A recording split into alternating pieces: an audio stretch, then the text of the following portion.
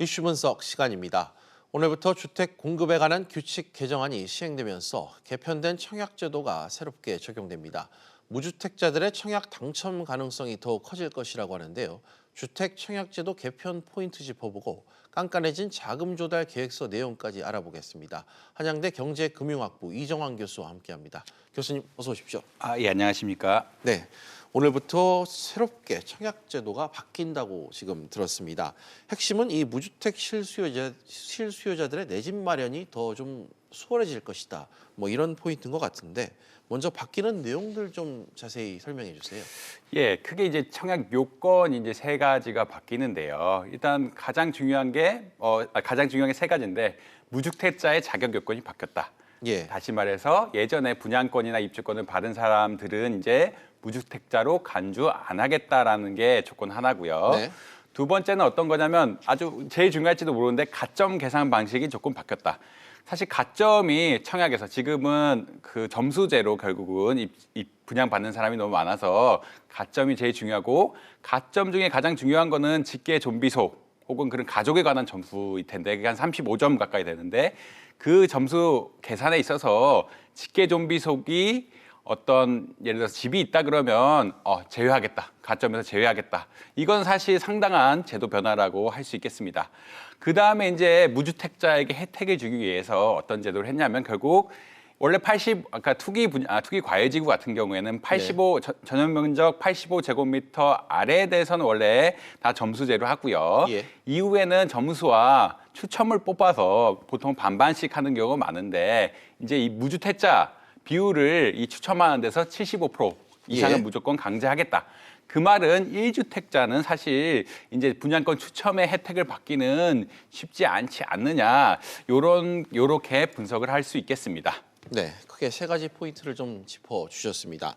한편에서는 이 개편된 청약제도가 무주택자 위주로 과도하게 개편돼서 1주택 실수요자들이 좀 위축될 것이다. 뭐 이런 우려도 지금 나오고 있는데 역차별이다. 이런 목소리에 대해서는 어떻게 생각하십니까? 뭐 사실 어느 정도 타당한 의견이긴 합니다. 네. 왜냐하면은 아까 말씀드린 대로 투기 과열지구 같은 서울 같은 경우는 결국은 이제 전용 면적 85제곱미터 이상의 집, 큰 집에 대해서 흔히 말하는 평수로 따지면 뭐 평수 쓰면 안 되지만 33평 이상 네. 이런 큰 집에 대해서 1주택자들이 사실 분양을 받는 게 너무 힘들어진 게 아니냐 이런 이야기가 나오고 있어서 어떻게 보면 역차별이다라고 할 수 있는데 사실 이게 분양제도 자체의 어떤 그 본질적인 문제 때문에 이런 현상들이 발생하지 않느냐라고 생각할 수 있겠습니다.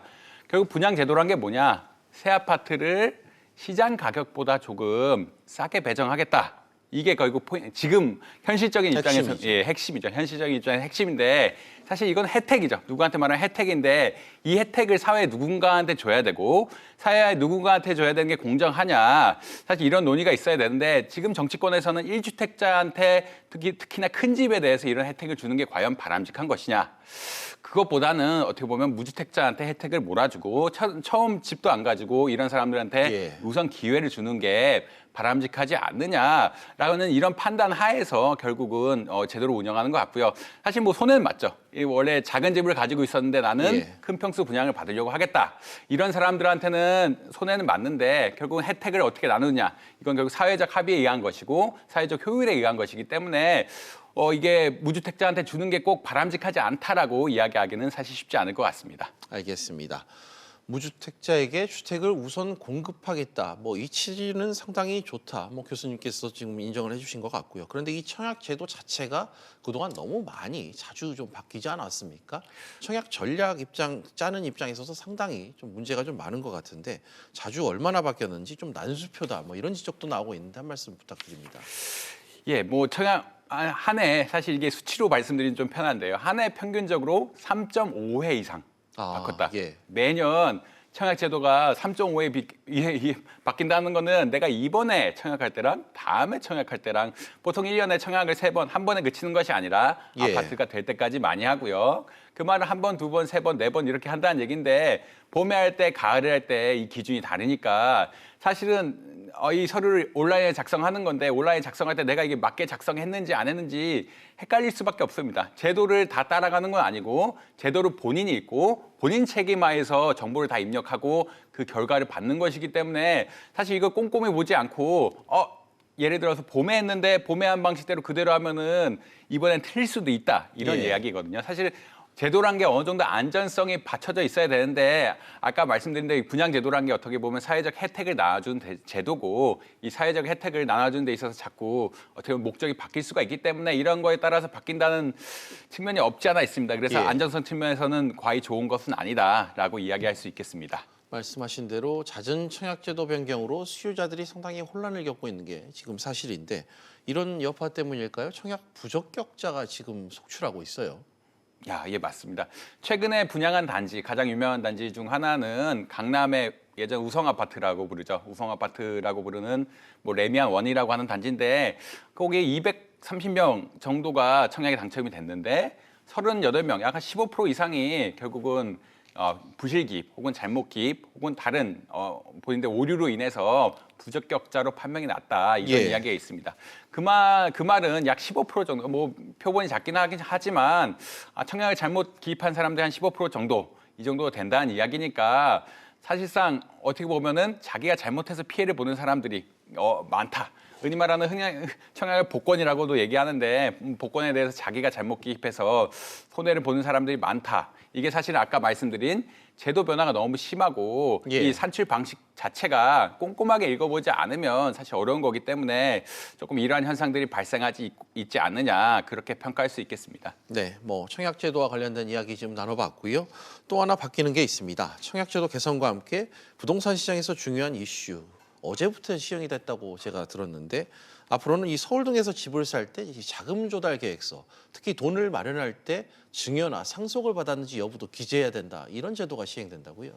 맞습니다. 이게 결국은 어떻게 보면 이전에 이 아파트 구매나 전세 같은 게 상속이나 증여에 악용되는 경우가 많아서 이런 것을 좀 방지하겠다라는 취지에서 제도가 나오는 것 같은데 결국 어떤 것이냐?